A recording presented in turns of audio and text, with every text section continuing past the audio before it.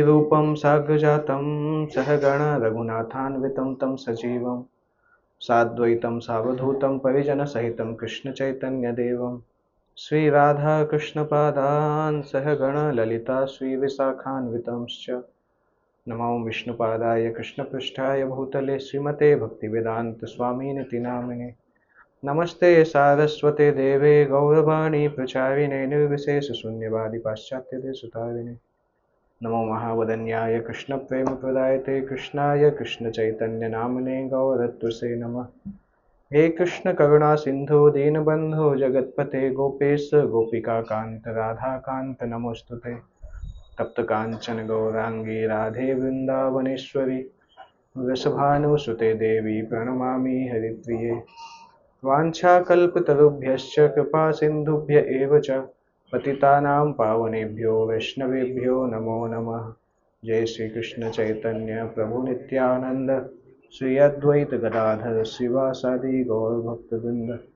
Hare Krishna Krishna Krishna Hare Hare Hare Ram Ram Ram Hare Hare. Recording in progress. हरे कृष्ण। तो आप सबका उपदेशामृत ग्रंथ खत्म हो चुका है। इस उपनिषद प्रारंभ करना है ना। उपनिषद प्रभुपाद जी ने लंदन में 1969 में एक क्लास दिया था जिसमें प्रभुपाद जी उपनिषद का मतलब बताते हैं। वैदिक शास्त्र सामान्यतः जो भी सनातन धर्म है, बहुत लोग सोचते हैं कि केवल पूजा करना, मंदिर जाना और सनातन की टी शर्ट पहनना, ये सब सनातन धर्म कहलाता है। कई लोगों को ऐसे ही लगता है कि यही सनातन धर्म है, परंतु ये सनातन धर्म का केवल बाहरी हिस्सा है। सनातन धर्म का जो जड़ है वो वेद है, वेद और वैदिक शास्त्र। तो केवल अपने आप को सनातनी बोलने से हम सनातनी नहीं बनते हैं। वैदिक शास्त्रों को पढ़ने के बाद हम सनातनी बनते हैं। नहीं तो केवल अगर हम उसके ऊपर बोलें कि हम सनातनी हैं, उससे ज़्यादा कुछ होता नहीं है।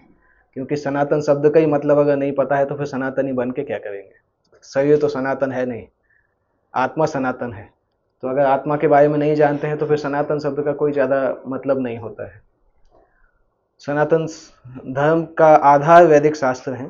प्रभुपाद जी उसको समझाते हैं। वेद का मतलब होता है ज्ञान, आध्यात्मिक ज्ञान। वेदों में एक्चुअली सब कुछ ज्ञान है, आध्यात्मिक ज्ञान भी है, भौतिक ज्ञान भी है, परंतु उसका जो मुख्य केंद्र बिंदु है वो है आध्यात्मिक ज्ञान, आत्मा का ज्ञान, भगवान का ज्ञान और मनुष्य जीवन क्यों मिलता है उसका ज्ञान, मनुष्य जीवन के कर्तव्य और जीवन कैसे जीना चाहिए और मृत्यु को कैसे प्राप्त करना चाहिए। तो आर्ट ऑफ लिविंग और आर्ट ऑफ लिविंग, ये दोनों चीज़ें सीखना वैदिक शास्त्र बताते हैं। ये वैदिक शास्त्रों की अंडरस्टैंडिंग रहती है। और इंटरेस्टिंगली उपनिषद शब्द जो है, उपनिषद शब्द का मतलब होता है उप मतलब पास में और निषद मतलब आध्यात्मिक गुरु या आत्म साक्षात्कारी व्यक्ति।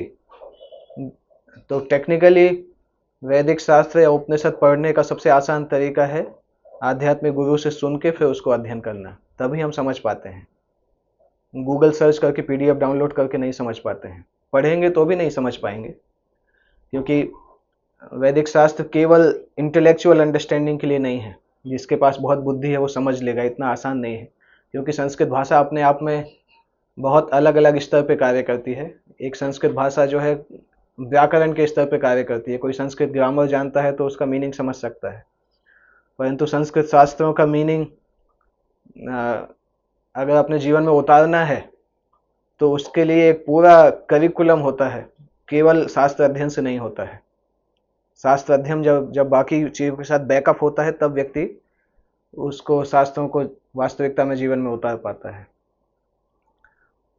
तो आध्यात्मिक संस्कृति जो मानी जाती है, स्पिरिचुअल कल्चर जिसको हम बोलते हैं, उसी को सनातन कल्चर बोलते हैं, पर उसका रूट स्पिरिचुअल कल्चर है।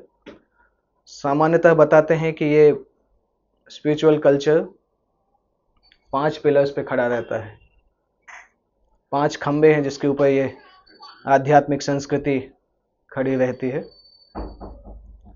उसमें से एक खंबा जो है वो स्वाध्याय कहलाता है, शास्त्र का अध्ययन। स्वाध्याय का मतलब ये नहीं होता है कि कैसे भी करके शास्त्र को खत्म करना, पढ़ लेना और खत्म करना। उसका भी मतलब होता है कि वैदिक शास्त्रों पर विश्वास भी होना, वैदिक शास्त्रों पर श्रद्धा होना कि जो हम ये पढ़ रहे हैं ये वास्तविकता में सही है। अगर हम वैदिक शास्त्रों को फेरी टेल्स के जैसा पढ़ते हैं तो भी उसका फायदा नहीं मिलेगा। तो ये विश्वास होना भी आवश्यक है कि ये वेद व्यास जी के द्वारा लिखे गए ग्रंथ हैं, और हो सकता है कुछ चीज़ें हमारे दिमाग में समझ में नहीं आए, परंतु ये जो है ये वास्तविक सत्य है। उस तरह से समझ के जब हम ध्यान पूर्वक वैदिक शास्त्रों का अध्ययन करते हैं तब उसको स्वाध्याय बोला जाता है। वो स्वाध्याय जो है वो आध्यात्मिक संस्कृति का एक खंबा है।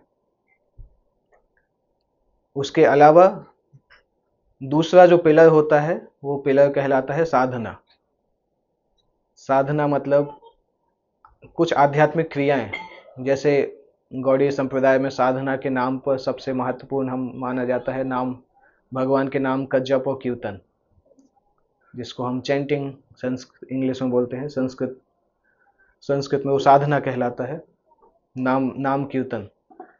तो वो भी एक पिलर है जो आध्यात्मिक संस्कृति में आता है। तो एक पिलर हुआ स्वाध्याय, शास्त्र का ध्यानपूर्वक अध्ययन। दूसरा पिलर होता है गंभीर रूप से हम आध्यात्मिक क्रियाएं करते हैं, सिंसियर स्पिरिचुअल प्रैक्टिस, तो वो साधना में आता है। तीसरा पिलर जो होता है उस पिलर का नाम है सदाचार। सदाचार मतलब सद मतलब अच्छा, आचार मतलब व्यवहार। शास्त्र में जो हमने पढ़ा है उसके आधार पे व्यवहार करना। अगर हमारा स्वाध्याय अच्छा है परंतु स्वाध्याय में जो हमने पढ़ा है उसको हम जीवन में व्यवहार में नहीं देख पा रहे हैं तो भी हम आध्यात्मिक संस्कृति को पूरी तरह से लाभ नहीं उठा पाएंगे। और ये फिनोमेना हम बहुत कॉमन देखते हैं। बहुत सारे लोगों को शास्त्र आता है, कई लोग हैं ऐसे जो कि सामने ही संस्कृत के श्लोक भी बोलते हैं और साथ साथ सिगरेट भी पीते हैं। तो हो सकता है कभी स्वाध्याय किया हो परंतु सदाचार का कोई पैरामीटर नहीं है। इसलिए तो एक चीज अगर कोई बहुत अच्छा व्यवहार करता है परंतु शास्त्र नहीं पढ़ता है तो व्यवहार का भी कोई मतलब नहीं है। थोड़ा बहुत बेनिफिट मिलेगा परंतु कोई मतलब नहीं। कई लोग बोलते हैं ना कि हम तो किसी को दुख नहीं पहुंचाते हैं और हम तो इतने अच्छे से रहते हैं, किसी चींटी को भी दुख नहीं पहुंचाया है। तो हो सकता है सदाचार बहुत अच्छा हो परंतु वो जब तक वो वैदिक शास्त्रों पर आधारित नहीं है तब तक वो थोड़ा पुण्य मिलेगा उससे, बाकी कुछ ज़्यादा मिलेगा नहीं। तो सदाचार बिना स्वाध्याय के भी काम नहीं करता है, स्वाध्याय बिना सदाचार के भी काम नहीं करता है। दोनों साथ में कार्य करते हैं, क्योंकि शास्त्र पढ़ते हैं तो शास्त्र जीवन में दिखाई देना चाहिए। और वो एक टेंशन रहता है जब हम भक्ति करते हैं तो पढ़ तो लेते हैं, नॉलेज मिल जाता है पर प्रैक्टिस में नहीं दिखता है। दिमाग में हमेशा टेंशन रहता है कि बोलना तो आसान है परंतु करेंगे कैसे लोगों। प्रभुपाद जी के एक शिष्य वो लिखते हैं बिटवीन साधना स्वाध्याय एंड सदाचार देयर इज डायनामिक टेंशन, क्योंकि दिमाग में सब कुछ रहता है कि ये करना चाहिए ये नहीं करना चाहिए, जब करने की बात आती है तो कर नहीं पाते हैं। इसलिए टेंशन रहता है कि ये जो डिस्टेंस है ये सामने अगर किसी को पता चल जाएगा तो मेरे लिए अच्छा नहीं होगा, इमेज लॉस हो जाता है। उस इमेज को हम बनाने का प्रयास करते हैं। ये है कि उस इमेज को बनाने का हम आर्टिफिशियल प्रयास करते हैं, ये प्रयास नहीं करते हैं कि कैसे हम उस गैप को कम कर सकें। जो शास्त्र के सिद्धांत है उसके आधार पे हम जीवन जी रहे हैं, कैसे हम उस गैप को कम कर सकें। जितना कम गैप होता है उतना भक्त जो है वो एडवांस करता है, उतना व्यक्ति वास्तविकता में एडवांस करता है। एक्चुअल में जो एडवांस आध्यात्मिक लोग कहलाते हैं उनका जीवन का यही होता है, उनका स्वाध्याय और सदाचार में कोई अंतर नहीं होता है। ये जो अंतर है इसी को हम क्या बोलते हैं, कपटता बोलते हैं, डुप्लीसिटी। स्वाध्याय और सदाचार का जो अंतर है उसको टेक्निकली हम डुप्लीसिटी बोलते हैं, कि व्यक्ति जब बोलता है तो बहुत ऊंची ऊंची बातें बोलता है परंतु जीवन में वो व्यवहार नहीं कर पाता है उस स्तर पे। तो उसके दिमाग में बहुत सारी चीजें होती हैं परंतु उसका खुद का मन इतना नियंत्रित नहीं होता है कि उन्हीं चीजों को जिंदगी में अप्लाई कर सके। तो ऐसे बहुत लोग रहते हैं जो कि आप उनसे बात करने जाओगे तो आपको ही वो गीता का श्लोक सुनाएंगे कितने, बोलते अरे तुम बैठ के मुझसे सुनो, तुम्हें नहीं आता है। तो सुनाने के बाद फिर वो नशा भी करेंगे, सिगरेट भी पिएंगे। कई लोग हैं ऐसे। उसका कोई ज़्यादा मतलब नहीं है, क्योंकि गीता के श्लोक केवल दिमाग में मेमोरी करने से भी फायदा नहीं है, अगर आप उसको अपने व्यवहार में और साधना में नहीं ला रहे हैं। तो इसलिए शास्त्र अध्ययन कभी भी स्वतंत्र नहीं होता है। शास्त्र अध्ययन के साथ साथ साधना भी आवश्यकता होती है। जैसे कुछ लोग बोलते हैं ना, हम केवल शास्त्र पढ़ेंगे तो काम हो जाएगा, नहीं होगा। कभी ना कभी आपको जिंदगी में साधना करना भी पड़ेगा, आध्यात्मिक प्रैक्टिस करना पड़ेगा। तीसरा सदाचार हमने ऑलरेडी डिस्कस किया, अच्छा व्यवहार और एटिकेट और कैरेक्टर, ये सदाचार में आता है। चौथा होता है जब कोई व्यक्ति स्वाध्याय अच्छे से करता है, साधना भी अच्छे से करता है, सदाचार भी अच्छे से करता है, तो नेचुरली उसको सेवा भी करना चाहिए। सेवा इन सब का फल होता है। तीनों चीजें अगर हम करते हैं तो उससे जो फल निकलता है वो सेवा कहलाता है। और सेवा करने का जो भाव, सेवा कैसे होता है, सेवा के भाव से होता है। अगर बिना बिना सेवा भाव के अगर सेवा करते हैं तो सेवा नहीं कहलाता है वो। प्रभुपाद जी जब भी सेवा को ट्रांसलेट करते हैं तो उसको ट्रांसलेट करते हैं लविंग डिवोशनल सर्विस, प्रेम के द्वारा सेवा होती है। उसको कभी भी हम नहीं बोलते कि गजिंग डिवोशनल सर्विस, कि मार मार के सेवा कराना है, बोला है तो करना ही पड़ेगा अभी। तो वैसे में करने से कुछ ज़्यादा फायदा नहीं होता है, व्यक्ति परेशान भी हो जाता है। लोग अलग अलग बहाना बनाते हैं सेवा नहीं करने के, जिनको नहीं करनी होती है। कुछ लोग बोलते हैं सेवा के टाइम पे कि हमारी माला बाकी है, कुछ लोग बोलते हैं हमारा अध्ययन बाकी है, कुछ लोग अलग अलग बहाने बनाते हैं सेवा नहीं करने के। तो वो बहाने बनाते हैं, उसका मतलब है कि अभी तक हमें सेवा भाव नहीं है। सेवा भाव होता तो बहाने बहाने नहीं आते। और चूंकि सेवा भाव नहीं है, मतलब ये भी समझना चाहिए कि इन तीनों चीज़ों में भी समस्या है। ये तीनों चीज़ें अगर अच्छे से होंगी तो सेवा अपने आप होगी। शास्त्र को अच्छे से पढ़ेंगे, शास्त्र के आधार पर साधना करेंगे, अच्छा व्यवहार रखेंगे तो सेवा अच्छे से होगा। इसके बाद पांचवा पिलर जो होता है वो कहलाता है संग। जो आध्यात्मिक रूप से जो हमारे रास्ते में चल रहे हैं, हमारे साथ जो चल रहे हैं, उनका एसोसिएशन में रहना। जैसे लोगों के साथ हम रहते हैं उसी तरीके के व्यवहार, उसी तरीके के विचार हमारे मन में आते हैं। तो अगर कोई आध्यात्मिक संस्कृति को पालन करना चाहता है और कोई ऐसे व्यक्ति के साथ रहता है जिसको आध्यात्मिक संस्कृति में कोई इंटरेस्ट नहीं है, तो इसका भी इंटरेस्ट डाउन हो जाएगा। क्योंकि जब भी ये शास्त्र पढ़ने बैठेगा तो वो बोलेगा ये तो बुढ़ापे में पढ़ने की चीज़ है। तो सुनते सुनते व्यक्ति का वो डाउन हो जाता है। बुढ़ापे में क्या पढ़ेंगे, हमें दिखते ही नहीं है। बुढ़ापे में तो चश्मे लग जाते हैं, शास्त्र कहाँ से पढ़ेंगे। परंतु जिसको नहीं पढ़ना है वो बहाने बनाता है। लोग किताब, अब जो हम भगवत गीता बांटने जाते हैं, कितना बहुत मेजर रीजन यही होता है लोगों को कि टाइम नहीं है और बुढ़ापे में पढ़ेंगे। मैं दिल्ली में बुक डिस्ट्रीब्यूशन कर रहा था तो एक 70 साल के व्यक्ति ने बोला कि अभी तो मैं जवान हूँ, अभी कहाँ गीता पढ़ूंगा, जब बूढ़ा होऊंगा तब पढ़ूंगा। तो मैं पूछा बूढ़े कब होंगे, बोलते मैं कभी बूढ़ा नहीं होऊंगा। मैं समझ गया, मतलब कभी पढ़ने वाले नहीं है। तो जवानी में बोलते हैं कि पढ़ने की जरूरत नहीं, बचपन में बोलते हैं कि अभी स्कूल की पढ़ाई करो, अभी शास्त्र क्या पढ़ोगे, कैरियर बन जाएगा फिर पढ़ोगे। जवानी में बोलते हैं जवानी में ही पढ़ने की जरूरत नहीं, बुढ़ापे में जब जब फ्री होगे तब पढ़ोगे। वो बुढ़ापे में पढ़ने लायक शरीर नहीं बचता है। मतलब कभी नहीं पढ़ना है, ना तो जवानी में, ना बचपन में, ना जवानी में, ना बुढ़ापे में। ये केवल बहाने हैं नहीं पढ़ने के, जो कि हमारा दिमाग बोलता है कि नहीं पढ़ना है तो कुछ बहाने बनाना चाहिए। और दूसरों को बेवकूफ़ नहीं बनाते, हम अपने आप को ही बेवकूफ़ बनाते हैं। हमारा दिमाग जस्टिफाई करता है हमें कि नहीं नहीं तुम्हारे पास टाइम कहाँ है, कैसे पढ़ सकते हो तुम। तो उसका रूट यही है कि हम नहीं चाहते हैं, इसलिए नहीं पढ़ते हैं। वैदिक शास्त्र भारत की धरोहर है, भारतीय नहीं पढ़ेंगे तो कौन पढ़ेगा। भारत के लोगों को कम से कम थोड़ा बहुत तो संस्कृत आता है, थोड़ा बहुत भगवान रामकृष्ण का नाम सुना है। और हम ही नहीं पढ़ेंगे तो कौन पढ़ेगा, दूसरे तो पढ़ने वाले हैं ही नहीं। फिर उसके ऊपर हम सनातन धर्म का डंका बजा के घूमेंगे तो उससे कोई फायदा नहीं होगा। कोई पूछेगा आप कितना पालन कर रहे हैं, बोलते नहीं हम पालन नहीं कर रहे, केवल हम सैफरन कलर का झंडा लेके घूमते हैं, जो बाइक पे लगाते हैं, कार पे लगाते हैं, उससे कुछ ज़्यादा होता नहीं है। वास्तविकता में सनातन धर्म ये कहलाता है। जिस जो जो सनातन धर्म व्यक्ति को सनातन सनातन धाम की तरफ लेके जाता है, भगवान के धाम में लेके जाता है। हम कोई सनातन धर्म का प्रैक्टिस करके केवल भौतिक संसार में रहने वाले नहीं हैं। अगर हम यही सोच रहे हैं कि जन्म जन्म हम सनातन धर्म का प्रैक्टिस करेंगे, इसी संसार में रहेंगे, तो वो सनातन धर्म नहीं है, वो भौतिक धर्म है। देखने में लग रहा है कि सनातन धर्म है। सनातन धर्म का उद्देश्य है मनुष्य की मुक्ति। भौतिक संसार से उसकी मुक्ति प्राप्त करके आध्यात्मिक संसार में जाना। तो स्वाध्याय, साधना, सदाचार, सेवा और संग, ये 5 जो हैं ये स्पिरिचुअल कल्चर के 5 खंबे कहलाते हैं, 5 पिलर्स ऑफ स्पिरिचुअल कल्चर। और इसमें से कोई भी एक अगर कम रहता है तो हम देखते हैं कि उसका इफेक्ट हमारे आध्यात्मिक जीवन में दिखता है। तो किसी को कोई प्रश्न है यहाँ तक 5 पिलर्स के बारे में? कोई डाउट है? हाँ। ऐसा देखने में आता है कि लोग जो होते हैं भक्त मंदिर में भी देखते हैं कि वो सेवा बहुत करते हैं, लेकिन वो साधना पे फोकस नहीं करते हैं, माला पे नहीं करते हैं। उस केस में वो तो एक्चुअली अभी तो आपने बताया वो तो फिर फल ही ले रहे हैं, तो कुछ गलत नहीं है। वो जिंदगी भर सेवा कर नहीं पाएंगे, जिंदगी भर सेवा कर नहीं पाएंगे। जैसे किसी को पेड़ का फल चाहिए है परंतु वो पेड़ की जड़ में पानी डालने के लिए तैयार नहीं है, तो फल जिंदगी भर नहीं आएगा, सूख जाएगा पेड़। तो वो फल है तीनों का, अगर कोई फल ही लेने का प्रयास करे परंतु बाकी 3 नहीं कर रहे हैं तो फल मिलेगा नहीं ज्यादा देर। क्योंकि जो हमने बोला ना लविंग डिवोशनल सर्विस, वो नहीं आएगा बिना 3 के। फिर जो लोग केवल सेवा सेवा करते हैं, आप देखेंगे वही लोग फिर भाग भी जाते हैं। वो सेवा को एकदम जॉब के जैसा करते हैं, उसमें चिल्लाने भी लगते हैं, खराब मूड से सेवा करते हैं। क्योंकि वो ये 3 चीज़ नहीं कर रहे हैं तो वो सेवा को बर्डन मानने लगते हैं कुछ समय बाद।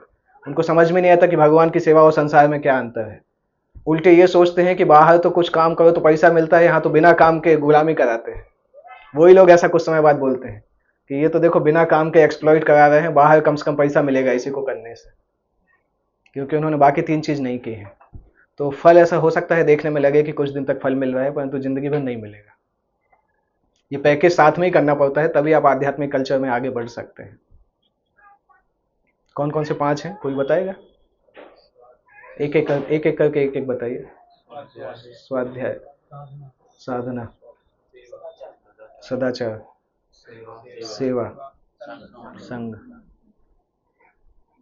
एक्चुअली ये क्लास क्या है, जब भक्ति शास्त्री चालू करे थे तब देना चाहिए था, मेरे दिमाग में नहीं है। एनीवे अभी एक ही ग्रंथ निकला है।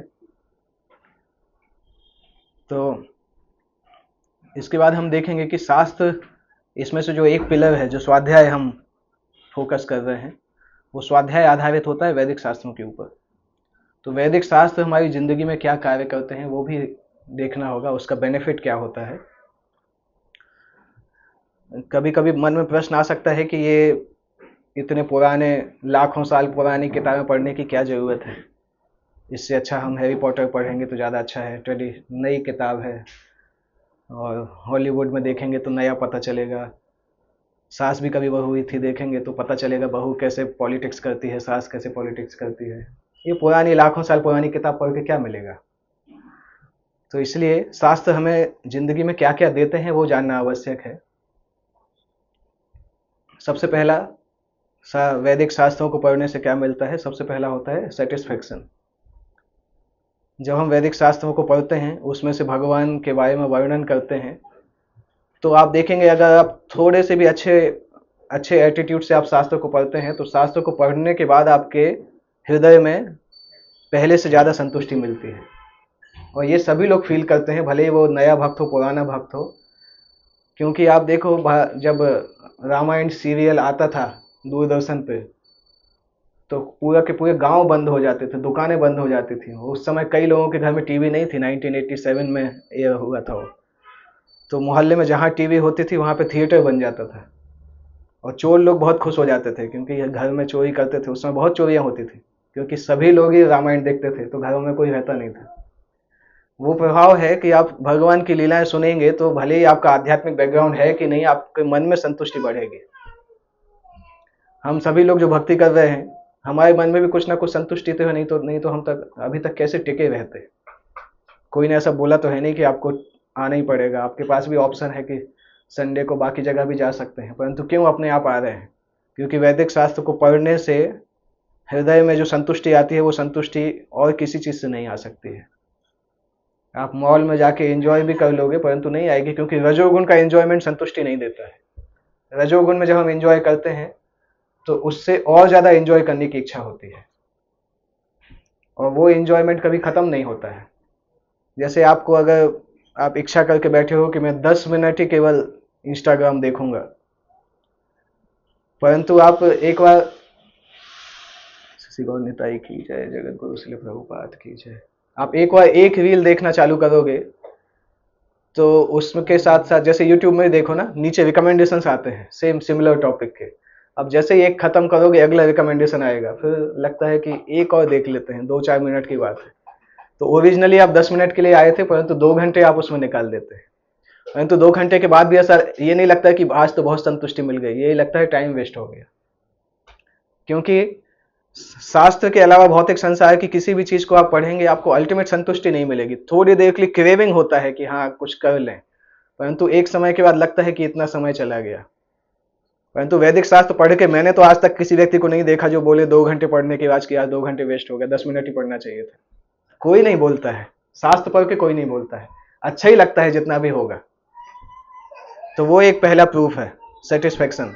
भगवान की लीलाओं को पढ़ने से हृदय में जो अल्टीमेट सेटिस्फेक्शन मिलता है वो किसी और वस्तु से नहीं मिलता है, वो शास्त्र का पहला है। दूसरा होता है कन्विक्शन। शास्त्रों को पढ़ने से ये पता चलता है कि हम जो कर रहे हैं, भक्ति करने का प्रयास कर रहे हैं, वो वास्तविकता में सही है, और उसका विश्वास आता है कि जो हम कर रहे हैं वो वास्तविकता में करने योग्य वस्तु है और यही करना चाहिए। हमारी फेथ डेवलप होती है और वो फेथ आवश्यक है भक्ति में लगे रहने के लिए। इसलिए अगर हम शास्त्र नहीं पढ़ेंगे, एक बार हमारा एक स्टूडेंट था, वो बहुत जल्दी 16 माला पे आ गया था और फिर धीरे धीरे वो 32 माला करने लगा। तो एक दिन उसने पूछा कि मैं 32 माला करता हूँ, नहीं जब 16 माला कर रहा था तब पूछा उसने मुझसे। बहुत नया था एक्चुअली, हो सकता है 2-3 हफ्ते ही हुए हों 16 माला करने लगा था। तो मैंने उससे यही पूछा था कि आप 16 माला कर रहे हैं परंतु अध्ययन कर रहे हैं कि नहीं कर रहे हैं, शास्त्र पढ़ रहे हो कि नहीं। तो उसने बोला नहीं नहीं वो नहीं पढ़ रहे, उतने समय में हम 16 माला करते हैं। मैंने उसको बोला 1 महीने के अंदर आपकी 16 माला बंद हो जाएगी, नहीं कर पाओगे। उसने माना नहीं, वो बोला कि नहीं मैं करता रहूँगा। तो 1 महीने बाद दिखा ही नहीं वो कहाँ गया। तो 1 साल बाद मुझसे मिला, प्रभु जी आपने बोला था मेरी 1 महीने के अंदर ही माला बंद हो गई, उसके बाद में चला गया छोड़ के। तो 1 साल बाद उसको होश आया। मैंने बोला मैं बोल रहा था कि अगर आप माला के साथ साथ अध्ययन नहीं करोगे तो माला नहीं कर पाओगे, कितने दिन तक चलेगी। क्योंकि भक्ति करने का जो इंस्पिरेशन है वो शास्त्र पढ़ने से आता है। जब उसको पढ़ते हैं तो लगता है हाँ इन्होंने भक्ति किया, इनको फल मिला, भक्ति करने से ऐसे शुद्धि मिलती है। अगर पढ़ेंगे ही नहीं तो वो सुपरफिशियल हो जाता है, वो भक्ति नहीं कहलाता, रिचुअल कहलाता है। हम जानते हैं ना स्पिरिचुअल शब्द स्पिरिट और रिचुअल 2 चीज से बना रहता है। तो केवल रिचुअल करते हैं तो उसमें ज्यादा होता नहीं। ऐसे तो भारत में बहुत लोग हैं जो रिचुअल करते हैं, भगवान की आरती भी करते हैं, पता नहीं आरती कर क्यों रहे हैं। मुझसे बोलो पहले के लोग करते थे इसलिए हम भी कर रहे हैं। भगवान को फूल क्यों चढ़ाना है, उनको ड्रेस क्यों करना है, शंख क्यों बजाना है, नहीं पता है। कितने दिन तक करेंगे, करते रहेंगे परंतु कुछ ज्यादा फायदा नहीं मिलेगा। तो अध्ययन करने से, शास्त्र को अध्ययन करने से आध्यात्मिक रास्ते पे चलने के लिए श्रद्धा मिलती है, फेथ प्राप्त होती है। इसलिए उसका सेकंड बेनिफिट है कन्विक्शन। तीसरा है रेगुलेशन। शास्त्र को पढ़ने से शास्त्र हमें मदद करते हैं कि हमारी जो आदतें हैं, जो गलत आदतें हैं वो कैसे गलत आदतें रुकें और जो अच्छी आदतें हैं वो रेगुलेट हों। उसको युक्त वैराग्य बोलते हैं। शास्त्र हमें सिखाते हैं किन किन वस्तुओं को भगवान के सेवा के लिए उपयोग किया जा सकता है, किन किन वस्तुओं को नहीं किया जा सकता है, और हमारे अंदर कौन कौन सी गलतियां हैं और किन गलतियों को हमें दूर करना है और किन वस्तुओं को हमें बढ़ाना है, किन गुणों को हमें डेवलप करना है। ये सब कुछ शास्त्र सिखाते हैं। तो शास्त्र एक्चुअली वो एक्सरे, वो होता है ना, क्या बोलते हैं मेडिकल में एक टर्म है, ऑल बॉडी चेकअप। सारे टेस्ट करके देखते हैं तो व्यक्ति को पता चल जाता है कि क्या क्या अंदर है, क्या सही है, क्या गलत है। तो शास्त्र उसी का कार्य करते हैं। रेगुलरली अगर शास्त्र पढ़ेंगे तो हमारी हैबिट्स रेगुलेट हो जाती है, गलत आदतें अपने आप खत्म होने लगती हैं, अच्छी आदतें बढ़ने लगती हैं। वो रेगुलर शास्त्र अध्ययन का प्रभाव होता है। तो इसलिए तीसरा बेनिफिट होता है रेगुलेशन। चौथा बेनिफिट होता है इंस्पिरेशन। क्योंकि भक्ति करते समय हम सुनते हैं कि प्रहलाद ने भक्ति किया, ध्रुव ने भक्ति किया, हनुमान जी ने भक्ति किया। तो ये लोग हमारी जिंदगी के हीरो जैसे होना चाहिए आइडियली। रणबीर कपूर या क्या है, रणवीर सिंह, नया मूवी जो आया ना, धुरंधर मूवी, तो ये लोग हमारे रोल मॉडल नहीं होना चाहिए। हमारे रोल मॉडल ये होने चाहिए जिन्होंने इतना हाई क्लास भक्ति सिखाया है, करके लोगों के सामने सिखाया है कि भक्ति हो भी सकता है। अगर ये भक्त नहीं होते तो हमें विश्वास ही नहीं होता कि कोई शुद्ध भक्त बन भी सकता है, या शुद्ध भक्त बनने के बाद कैसी फीलिंग आती है वो पता ही नहीं चलता। जब हम इनकी लाइफ को सुनते हैं, पढ़ते हैं, तब हमें पता चलता है कि एक्चुअल में शुद्ध भक्ति प्राप्त करना पॉसिबल है। अजामिल की लाइफ को पढ़ते हैं तो समझ में आता है कि हम भी अजामिल की कैटेगरी में हैं। अजामिल शुद्ध हुए मतलब हम भी शुद्ध हो सकते हैं। हमारे भी हमारे लिए भी होप है, नहीं तो हमारे लिए कोई होप नहीं है। तो शास्त्र हमें बताते हैं, शास्त्र के वस्तुओं को पढ़ने से हमें इंस्पिरेशन मिलता है, इंस्पिरेशनल फिगर प्राप्त होते हैं। कौन कौन ऐसे लोग हैं जिन्होंने शास्त्रों को अच्छे से पालन किया है, उनकी ज़िंदगी में वो कहाँ तक पहुँचे हैं, वो पता चलता है। तो आई फॉर इंस्पिरेशन। उसके बाद अगला आता है पी, प्योरिफिकेशन। शास्त्र, केवल शास्त्र पढ़ने से हमारी चेतना साफ होने लगती है। अगर आप शास्त्र का अध्ययन करेंगे, इनफैक्ट केवल संस्कृत के श्लोक पढ़ते हैं शास्त्रों के, उससे भी चेतना शुद्ध होने लगती है, क्योंकि संस्कृत भाषा अपने आप में सत्वगुण में मानी जाती है। जैसे बहुत सारे लोग अपने घरों में संस्कृत के श्लोक के चैंट लगाते हैं, पुरुष पुरुष सूक्त चलता रहता है। हो सकता है घर में एक भी आदमी को पता ही नहीं है कि क्या चल रहा है, ना तो मीनिंग पता है, परंतु वो सुनने से अपने आप में सत्वगुण रहता है घर में। इसीलिए लोग वैदिक मंत्रों को घर में बजाते रहते हैं। मीनिंग नहीं पता रहता पर बजाते रहते हैं, क्योंकि इवन संस्कृत भाषा में हो सकती है कि व्यक्ति सत्वगुण में आ जाता है, व्यक्ति की शुद्धता चालू हो जाती है। और अगर शास्त्रों को समझना चालू करेंगे तो सोच सकते हैं, जब मीनिंग ही पता नहीं होने से शुद्धता मिलती है, तो जब मीनिंग पता होगा तो कितनी शुद्धता मिलेगी। तो शास्त्र के अध्ययन से हमारी चेतना भी शुद्ध होने लगती है, हमारी बुद्धि शुद्ध हो जाती है, अहंकार शुद्ध हो जाता है। जो हमारा अहंकार है कि पूरी दुनिया हमारे इंजॉयमेंट के लिए बनी है, कर लो दुनिया मुट्ठी में, शास्त्र खोलते हैं तो बोलते हैं कि मरते समय मुट्ठी खुल जाएगी, पूरी दुनिया बाहर निकल जाएगी। तो पता चलता है कि एक्चुअल में दुनिया हमारे इंजॉयमेंट के लिए नहीं है, हम ही भगवान के इंजॉयमेंट के लिए बने हैं। तो अपनी ज़िंदगी में हमें भोग पे आधारित ज़िंदगी जो है उसको सेवा पे आधारित ज़िंदगी में बदलना है। तो हमारी ज़िंदगी के गोल बदल जाते हैं, माइंड के अंदर की स्क्रिप्ट्स बदलने लगती हैं। और जैसे आप एंटीवायरस डालते हैं ना, तो हार्ड डिस्क की स्क्रिप्ट्स बदलने लगती हैं, धीरे धीरे हिडन फाइल्स में से वायरस निकल निकल के डिलीट होने लगते हैं। तो शास्त्र अध्ययन वही कार्य करता है।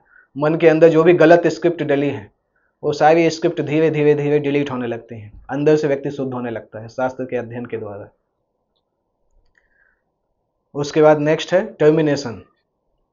टर्मिनेशन का मतलब होता है भौतिक चक्र को खत्म कर देते हैं शास्त्र का अध्ययन।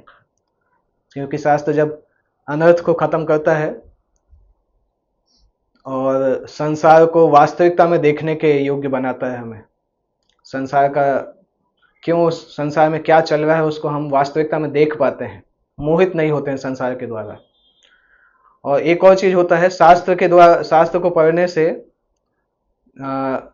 कभी अगर हमारे ऊपर दुख भी आता है तो उस दुख को भी हम सही तरीके से देख पाते हैं।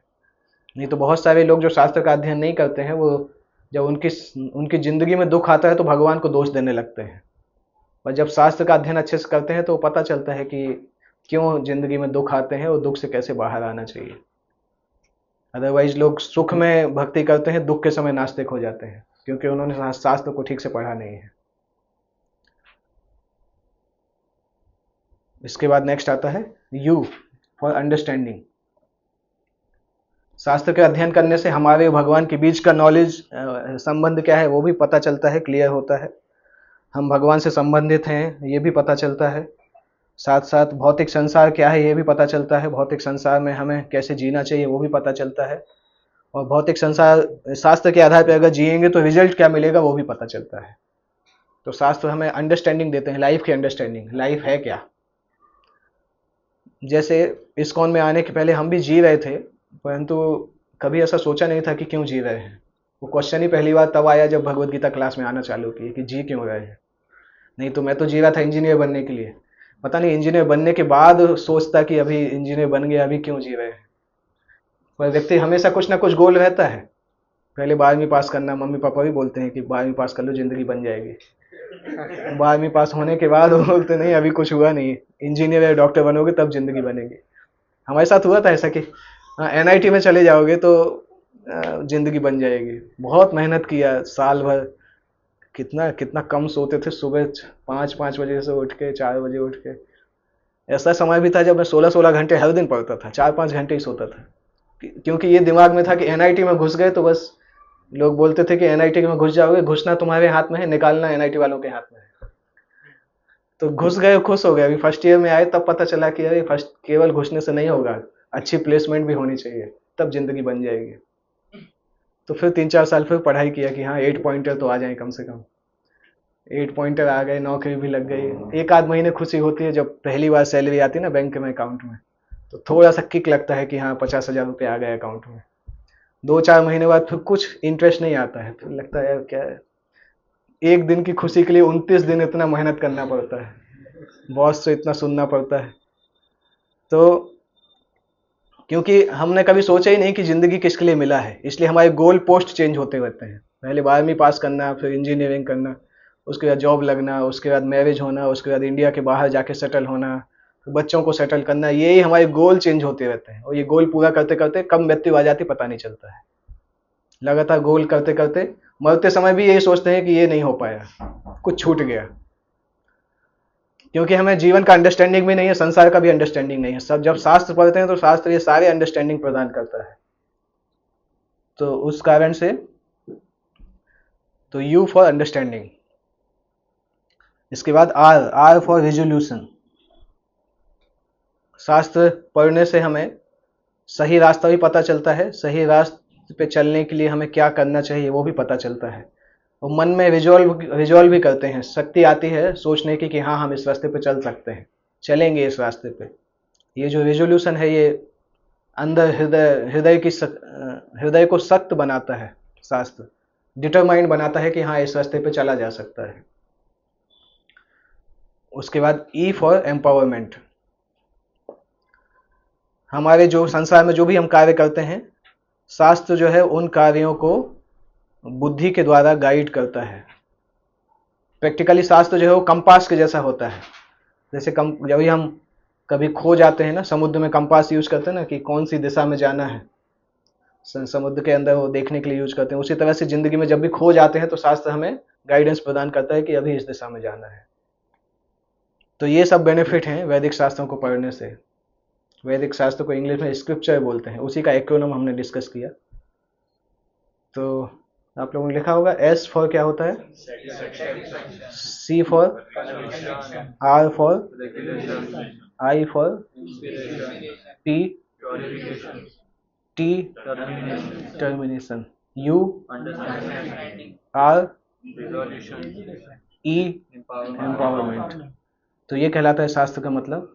अभी हमने 2 स्लाइड देखा है, एक तो 5 पिलर्स ऑफ स्पिरिचुअल कल्चर, दूसरा शास्त्रों का जिंदगी में क्या बेनिफिट है। अभी हम तीसरा चीज देखते हैं कि जो स्वाध्याय हमने देखा ना, पहला पिलर, वो स्वाध्याय किन किन चीज से मिलकर बना होता है, शास्त्र का अध्ययन करना कैसे चाहिए। जब शास्त्र पढ़ते हैं तो उसको पढ़ने की क्या प्रोसेस होनी चाहिए कि उस शास्त्र को पढ़ के हम सबसे ज्यादा बेनिफिट प्राप्त कर सकें। तो 5 एलिमेंट्स ऑफ स्वाध्याय। स्वाध्याय के अंदर 5 कौन कौन सी वस्तुएं होती हैं। शास्त्र अध्ययन का सबसे पहला स्टेप होता है सुनना, श्रवणम, जिसको संस्कृत में बोलते हैं श्रवणम। इनफैक्ट वैदिक शास्त्र सुन के ही लोग सीखते थे हमेशा। गुरुकुल में जब जाते थे, आध्यात्मिक गुरु बताते थे और शिष्य सुनते थे। पहले के समय में लोगों की मेमोरी भी इतनी होती थी कि एक बार गुरु बोलते थे, वो 3 बार शिष्य दोहराते थे और वो शास्त्र याद हो जाते थे। बहुत सारे ऐसे विद्वान हैं अभी भी दक्षिण भारत में जिनको कई कई शास्त्र याद हैं। मैं कोलकाता इस्कॉन मंदिर में एक भक्त से मिला था, तो उनको भागवतम के 6 कैंटो पूरे याद थे। पहले कैंटो से लेके 6 कैंटो तक सब याद था उनको, बिना किताब खोले बोल देते थे पूरे 6 कैंटो। 6 कैंटो मतलब कम से कम, ज़्यादा नहीं 9,000 तो नहीं, पहले 6 कैंटो कम है, 6,000-7,000। हाँ 6-7 हज़ार श्लोक होंगे। तो 6-7 हज़ार श्लोक उनको स्ट्रेट याद थे, चैप्टर वाइज पूरा याद थे कि इसमें इतना पूरा बोलते जाते थे। ऐसे ऐसे विद्वान हैं अभी भी कलयुग में भी, मतलब मैंने देखा है ऐसे व्यक्ति को, इसलिए मैं जानता हूँ। और इससे भी ज़्यादा होंगे, क्योंकि वैदिक विद्वान जो थे, ब्राह्मण लोग थे, वो और भी जानते थे। कुछ कुछ ऐसे जिनको कृष्ण यजुर्वेद पूरा याद है, किसी को ऋग्वेद याद है, किसी को सामवेद याद है। तो कैसे याद किया? प्राइमरीली हियरिंग से याद किया। आप लोग जो श्लोक याद करते हो भक्ति शास्त्री में, उसका बहुत सिंपल तरीका है। उन श्लोकों को ऑडियो में कन्वर्ट कर लो। अगर आप उस ऑडियो को दिन भर लगा के रखो, जब भी आप फ्री होते हो, कान में जाएंगे, याद हो जाएगा। भक्ति वैभव के श्लोक मैंने खुद ही ऐसे याद किए। उसके यूट्यूब वीडियो निकाले और यूट्यूब वीडियो लगातार सुनता रहता हूँ। जब भी कोई कैजुअल काम करते हैं, कपड़ा चेंज हो रहे हैं, स्नान करके आए हैं, वो चलता रहता है। उसको करके ही वो दिमाग में अपने आप श्लोक अंदर घुस जाता है। तो शास्त्र समझने का पहला स्टेप होता है श्रवण करना। जितना अच्छे से सुनेंगे उतना जल्दी याद हो जाएगा। अभी मैं ऐसा करता हूँ, जो भी, जैसे अभी भक्ति वेदांत चल रहा है, तो भक्ति वेदांत का जो कैंटो का श्लोक चल रहे हैं, वो कैंटो को मैं टारगेट करता हूँ। जब तक उसकी क्लासेस चलती हैं तब तक उसके श्लोक हर दिन सुनता हूँ। जब तक वो खत्म होता है तब तक सारे श्लोक याद हो जाते हैं अपने आप ही। और श्लोक एक बार याद हो गए तो मीनिंग उसका देखना आसान हो जाता है, खोल के जस्ट समझ सकते हैं। तो उसका बहुत सिंपल स्टेप है, जितना सुनेंगे उतना याद रहेगा। ये स्वाध्याय का पहला स्टेप है, प्रामाणिक स्थान से सुनना और सुन के समझने का प्रयास करना। तो शास्त्र स्वाध्याय का सबसे पहला स्टेप है श्रवणम। दूसरा स्टेप होता है पठनम। पठनम, जब हमने जब सुना है तो उस सुनी हुई वस्तु को हम जाके शास्त्र में से पढ़ेंगे। क्योंकि सुनते समय हो सकता है हमारा दिमाग हर समय उस पर केंद्रित नहीं होता है, तो इमीडिएटली सुनने के बाद अगर हम जाके पढ़ लेते हैं तो वस्तु दिमाग में चली जाती है। सामान्य स्टडी में भी ऐसा होता है। कॉलेज में जब आप पढ़ाई करो, जैसे अगर कभी कोई कॉलेज स्टूडेंट पूछते हैं कि कैसे अच्छे नंबर लाए जाएं कॉलेज में, तो मैं सिंपल सलाह देता हूं कि जिस दिन जो पढ़ाया जा रहा है शाम को आके उसको पढ़ लो। आप देखोगे आपका सारा कोर्स आसानी से हो जाएगा। नॉर्मली हम समस्या क्या होती है, एग्जाम के एक हफ्ते पहले ही हम सब पढ़ना चालू करते हैं, इसलिए कठिन लगता है। नहीं तो कोई भी कोर्स कठिन नहीं, कोई भी, न चाहे इंजीनियरिंग हो चाहे मेडिकल हो। सिंपल काम करिए, जिस दिन जो जो क्लास में पढ़ाया है घर में आके उसको पढ़ लीजिए एक बार। आप देखेंगे आपका 50% इंडेवर्स आपके कम हो जाएंगे और मार्क्स भी बहुत अच्छे आने लगेंगे। क्योंकि जो फ्रेश चीज मेमोरी में हमने सुनी है, जब उसको आके हम तुरंत पढ़ते हैं ना, तो मेमोरी में फिक्स हो जाती है, लंबे समय तक के लिए याद रह जाती है। तो इसलिए जब संडे को क्लास में आप लोग पढ़ते हैं, सुनते हैं ना, तुरंत जाके उसी दिन उसको पढ़ के खत्म कर दिया करिए। एटलीस्ट जितना हमने कंप्लीट किया उसको तुरंत पढ़ लीजिए। आप देखेंगे आपको याद रहेगा, वो ज्यादा लंबे समय तक याद रहेगा। तो पहला श्रवणम, दूसरा पठनम, सुनना, और फिर सेल्फ स्टडी। स्टडी करते समय नोट्स भी बना सकते हैं, जैसे भी आपको नोट्स समझ में आते हैं। नोट्स बनाना हमारे हाथ में है। कई लोगों को माइंड मैप्स अच्छे से समझ में आते हैं, कुछ लोग पॉइंट वाइज बनाते हैं। जैसे भी आपको याद रहे वैसे नोट्स बना सकते हैं। तीसरा स्टेप होता है मननम। मननम को बोलते हैं, जैसे गाय जुगाली करती है ना, जब खाते समय बहुत खा लेती है, जब अकेली बैठती है तो फिर वो मुंह चलाती रहती है, तो वो कहलाता है मननम। शास्त्र अध्ययन का तीसरा स्टेप, कि जो हमने पढ़ा है और जो सुना है उसको रिवाइज करना, और रिवाइज करने से वो चीज़ और ज़्यादा हमारे सूक्ष्म दिमाग में जाके बैठ जाती है। रिवाइज करना, रिव्यू करना उन वस्तुओं को। इवन श्लोक याद करने में भी आप देखेंगे कि आप एक बार श्लोक याद करेंगे, उसको रिवाइज नहीं करेंगे तो कुछ समय बाद भूल जाएंगे। एटलीस्ट आप अगर हफ्ते 10 दिन तक रिवाइज करते रहेंगे तो श्लोक हमेशा के लिए याद हो जाएगा। जैसे कुछ कुछ श्लोक हैं जो मैं जब भक्ति में आया ही था तब मैंने भक्ति प्रेम महाराज से सुने थे। तो वो श्लोक चैतन्य चरितामृत के हैं, भागवतम के। उस समय तो हमें ये ग्रंथ पता ही नहीं थे, परंतु संस्कृत उस समय संस्कृत अच्छा लगता था। मैं उतना जानता नहीं था, परंतु संस्कृत अच्छा लगता था। तो महाराज के ऑडियो रिकॉर्डेड लेक्चर में से वो काट के वो मैं रख लेता था और वो हमेशा ही सुनता रहता था। उस समय ये छोटा सा वो फिलिप्स का आता था, आईपैड नहीं, क्या होता, उस समय आता था फिलिप्स का ऑडियो सुनने के लिए, तो वो हमारे पास था। वो क्लिपिंग डालते रहते थे। तो उस समय मुझे श्रीमद् भागवतम का मैंने देखा भी नहीं था कि श्रीमद् भागवतम कहलाता क्या है, परंतु भागवतम के वो श्लोक अभी भी याद है। उस समय के 2006-07 में याद किए थे। पर उतना आपको सुनना होगा। अगर आपने एक आध महीने लगातार सुन लिया वो चीज़, तो फिर आपके ऐसे दिमाग में चली जाती है कि आप सोते समय सो के उठोगे तो भी आपको याद आ जाएगी, वो परमानेंटली बैठ जाती है। जैसे कुछ कुछ श्लोक हैं जिनका मीनिंग अभी भी मैंने नहीं देखा, मतलब याद नहीं है मीनिंग, कभी ऐसा दिमाग में आया नहीं कि उसको मीनिंग पढ़ें, उसको याद करें, परंतु श्लोक दिमाग में बैठे हुए हैं, क्योंकि उस समय इतना रिपीट कर लिया कि वो दिमाग के अंदर घुस गया, भी निकलते नहीं है। तो वो मननम कहलाता है। बार बार रिवाइज करने से वो चीज स्ट्रिक्ट दिमाग के अंदर फिक्स हो जाती है। ये तीसरा स्टेप है स्वाध्याय का। चौथा स्टेप कहलाता है निदिध्यासनम। निदिध्यासनम का मतलब होता है कि निधि, NIDIDHYASANAM, निदिध्यासनम।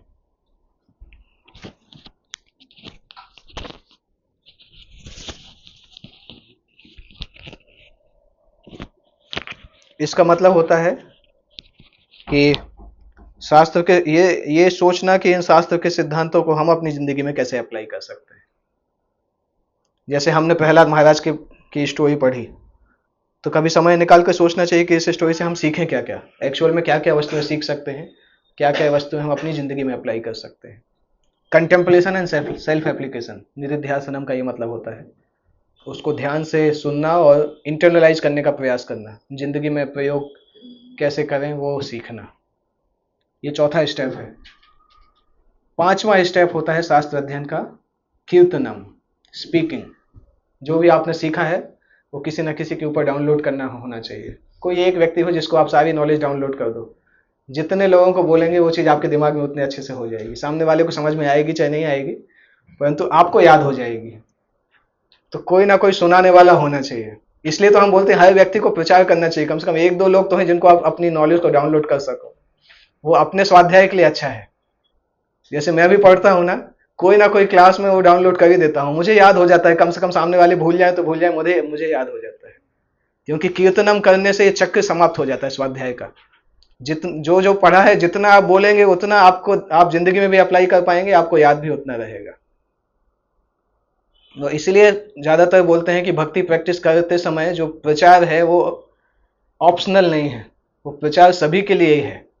क्योंकि प्रचार करना हमारे लिए भी अच्छा है, जो प्रचार करता है उसके लिए भी बहुत अच्छा होता है। इसलिए कोई ना कोई व्यक्ति हो जिसके सामने हम शास्त्रों को स्पीक कर सकें, नहीं तो हम उसको स्वाध्याय भी अच्छे से नहीं करेंगे। स्वाध्याय की क्वालिटी भी गिर जाएगी अगर हम लोगों को बताते नहीं हैं। क्योंकि बताते समय क्या होता है, उसी चीज को हमें भी बहुत अच्छे से सीखना पड़ता है।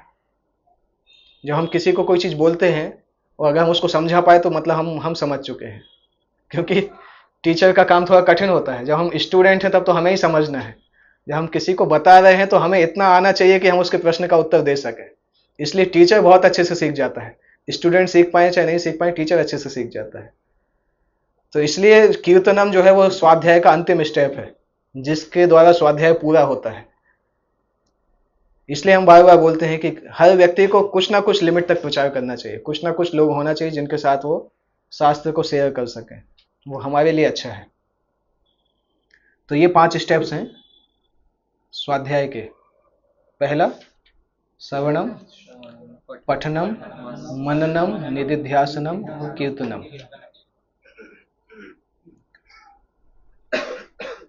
अभी इन पांचों में भी अभी हम स्पेसिफिकली क्या कर रहे हैं, पठनम। तो पठनम कैसे अच्छे से करना चाहिए वो हम देख सकते हैं, उसके बाद हम एंड कर देंगे। क्योंकि पठनम के बाद मननम आएगा, उसके बाद श्लोक कैसे याद करना है वो आएगा। तो हम पठनम तक करते हैं। ये लंबा पीपीटी है, श्लोक याद करने की प्रोसेस क्या होती है, और शास्त्र को जब टीच करते हैं तो उसका क्या आर्ट होता है, यहाँ तक हम करेंगे। फिर पठनम, कैसे अच्छे से पठनम करना चाहिए। अभी तक हमने क्या क्या सीखा। पहले तो शास्त्र, उपनिषद और पठन, हाँ। आध्यात्मिक संस्कृति के 5 एलिमेंट होते हैं। फिर उसके बाद अपने स्वाध्याय, स्क्रिप्चर्स, शास्त्र पढ़ने के, फिर उसके बाद स्वाध्याय को अपने सिखाना। यहाँ तक समझ में आया? कोई प्रश्न है किसी?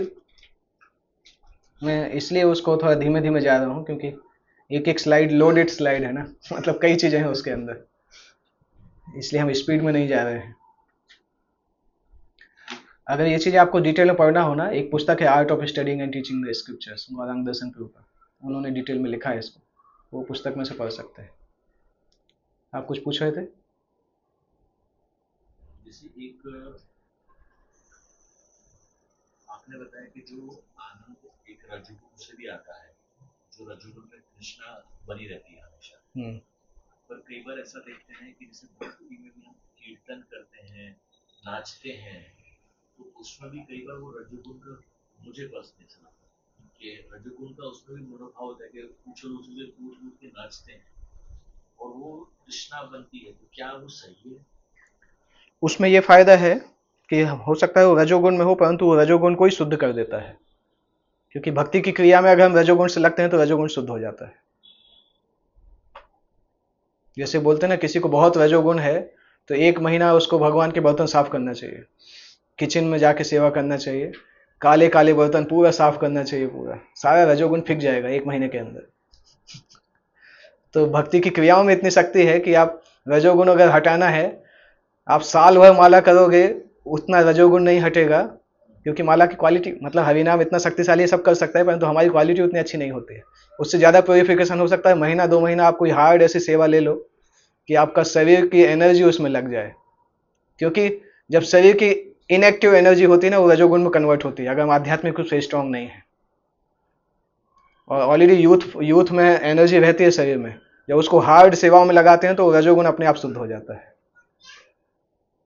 इसलिए तो प्रभुपाद जी के जो शिष्य थे, प्रभुपाद ने उनको हार्ड सेवाओं में लगाया, क्योंकि सब यंग थे। प्रभुपाद बोलते थे ये लोग भजन वजन ज़्यादा नहीं कर पाएंगे, प्रभुपाद इतना करो, उसके बाद इतना सेवाएं देते थे, वो सेवाएं करते करते उनका रजोगुण शुद्ध हो गया।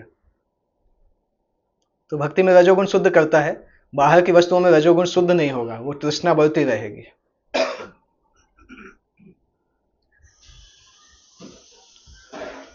इसके बाद आता है पठनम। पठनम में सबसे इंपॉर्टेंट पहला चीज है प्रायोरिटाइज करना, शास्त्र अध्ययन को अपनी प्रायोरिटी लिस्ट में रखना। जब हम टू डू लिस्ट बनाते हैं, कितने लोग हैं जो टू डू लिस्ट बनाते हैं? कम ही लोग बनाते हैं। जितने लोग भी टू डू लिस्ट बनाते हैं उसमें से कितने लोग हैं जो लिखते हैं कि हमें भागवतम पढ़ना है टू डू लिस्ट में? वो डेली कबूत बनाना होता है इसलिए वो लिखता हूँ, उसे पढ़ता हूँ। वो भी अच्छा है, कम से कम प्रायोरिटी लिस्ट में ना लिखना चाहिए कि स्वाध्याय आज का बाकी है। जैसे बाकी चीजें बाकी हैं वैसे भी स्वाध्याय भी बाकी है, वो टू डू लिस्ट में आना चाहिए, वो प्रायोरिटी कहलाती है। अपने आप को आध्यात्मिक रूप से फीड करने को उतना ही अर्जेंट फील करना जितना अपने आप को फिजिकल फीडिंग को हम इंपॉर्टेंट मानते हैं। जैसा हम मानते हैं ना कि खाना नहीं खाएंगे तो मर जाएंगे, उतना ही अर्जेंसी से सोचना चाहिए शास्त्र नहीं पढ़ेंगे तो आध्यात्मिक रूप से मर जाएंगे, उतना प्रायोरिटी देना चाहिए। भले ही 10 मिनट भी हो, परंतु हर दिन शास्त्र का कुछ ना कुछ अंदर जाना चाहिए।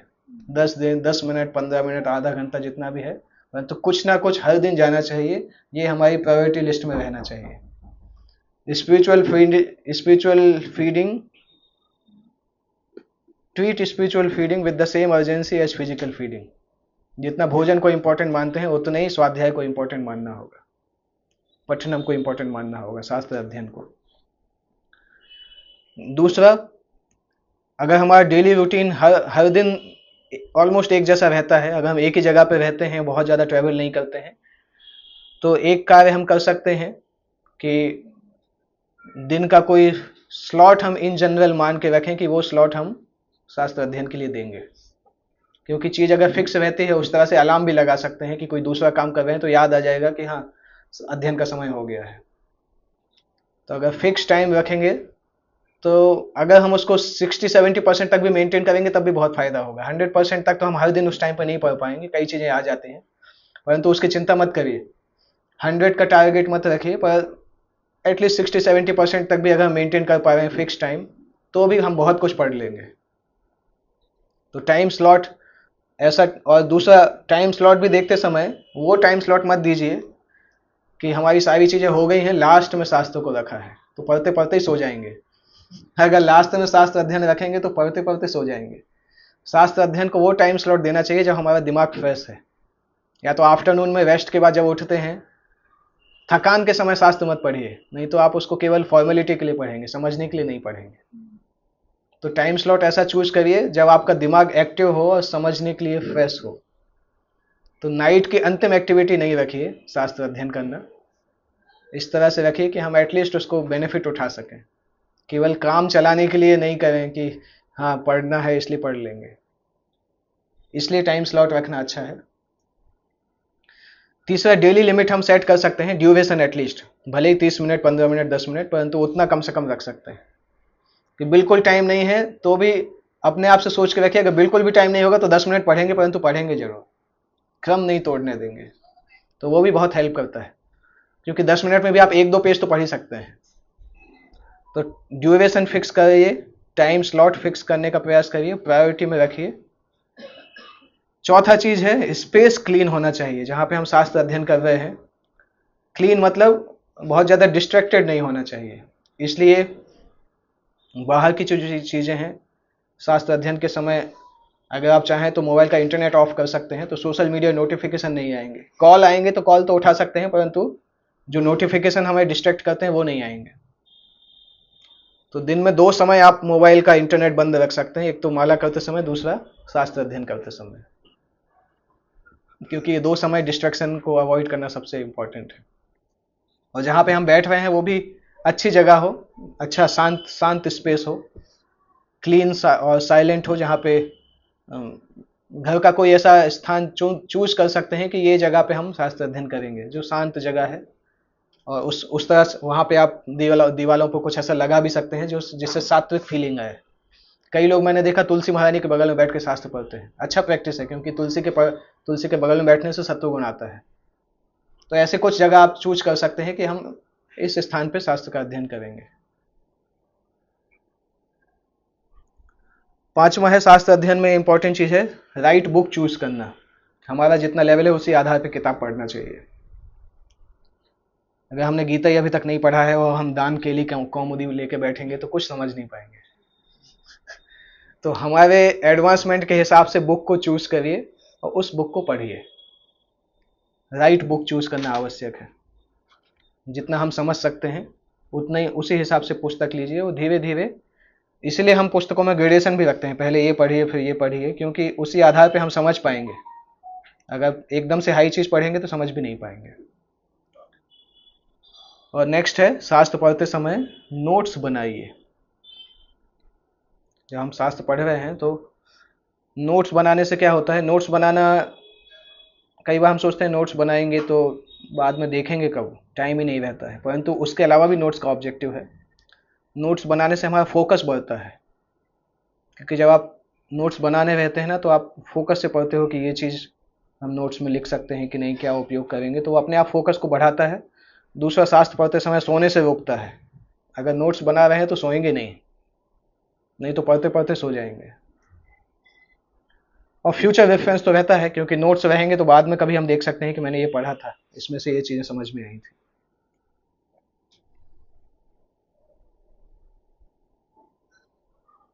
जैसे तांबे के बर्तन को सफाई करते हैं ना, तो तांबे का बर्तन तभी पूरी तरह से साफ होता है जब उसको इमली वाले पानी में डाल के रखते हैं, डुबा के रखते हैं।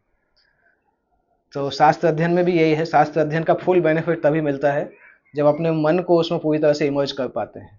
तो उसके लिए हमें एक्सटर्नल डिस्ट्रैक्शन को दूर करना होता है, तब शास्त्र का बेनिफिट हम सबसे ज़्यादा ले सकते हैं।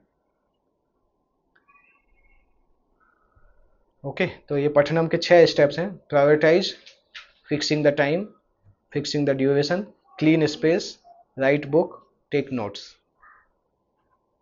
ओके, यहाँ तक कोई प्रश्न है किसी को? कभी कभी छूट चलती है, जैसे कई बार ऐसा सिचुएशन है वहाँ फिक्स टाइम रखा है, लेकिन उस समय इन केस वो नहीं मिल पा रही और कुछ इमरजेंसी कभी कभी चल जाता है। एक्चुअली जो रेगुलर ट्रैवलर है उनको तो फिर ये चीज़, सारी चीज़ एक्टिव नहीं हो पाती है, क्योंकि उनका फिक्स स्पेस नहीं होता है। फिर उनको ये, उनके लिए ये चैलेंज होता है कि हर जगह उनको अटेंशन मैनेज करने के लिए हैंडल करना पड़ता है, वो इनके लिए चैलेंज होता है।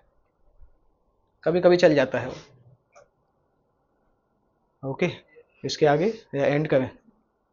9:17 हुआ है, तो एंड करें। अभी मननम, मननम हम जब कभी मिलेंगे तो पढ़ेंगे, मननम कैसे करना है, उसके बाद श्लोकों को कैसे याद करना चाहिए, उसके बाद शास्त्र को पढ़ाते समय क्या मूड रहना चाहिए और क्या आर्ट रहना चाहिए, क्लास कैसे देते हैं, क्लास देते समय क्या क्या कंटेंट होना चाहिए, वो टीचिंग द स्क्रिप्चर्स में आएगा। अभी हम स्टडी द स्क्रिप्चर पढ़ रहे हैं, टीचिंग द स्क्रिप्चर में वो आएगा। नेक्स्ट नेक्स्ट, नहीं नहीं, नेक्स्ट संडे 15 तारीख ना, देखते हैं। तो ऑनलाइन ये मतलब एटलीस्ट ये पूरा हो जाए। हाँ, इसको इसको मुझे लगता है 3 क्लासेस लगेंगे। 3 संडे हम ऑनलाइन करके पूरा करने से मतलब एक संडे तो भी नेक्स्ट हो जाएगा, नेक्स्ट कौन सा 15 तारीख को। उसके बाद वाला तो हरिद्वार में रहेगा। उसके बाद वाला भी आप इस तरह से ऑनलाइन कंप्लीट करके कर सकते हैं, बाद में फिर हम अपना इशू पर शुरू देखते हैं, नेक्स्ट संडे मेरा टिकट ऑलरेडी हो गया है बड़ौदा जाने का, वो देखना पड़ेगा। ऑनलाइन कर लीजिए।